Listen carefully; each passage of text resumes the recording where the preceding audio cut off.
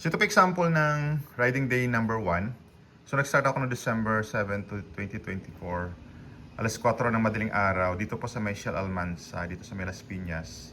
Tapos yung target destination ko po is Baguio. Ito yung pangalan ng hotel. And then naglagay ako dito ng mga parang sa diary mo essentially. So ano yung mga nangyari. Tapos very importante dito sa baba is pa-picture kayo ng i-note nyo po yung odometer. Tapos, ang starting ng odometer tsaka ending ng odometer. So, nag-end yung travel ko that day is 16 p.m.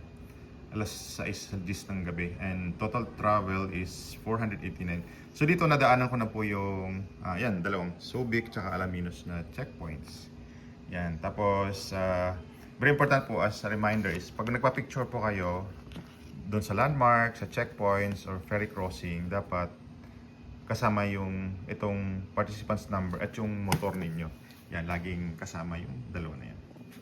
So ito pa may example ng picture.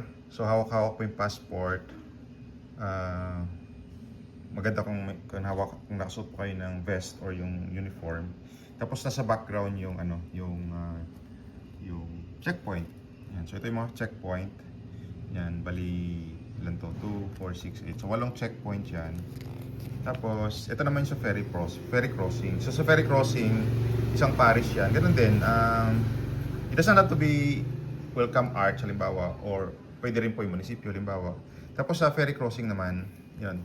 Maganda kung may background ka ng ferry mismo na nakalagay yung pangalan. Tulad nito, sa may Batangas, sa Calapan, yan, kitang-kita dyan.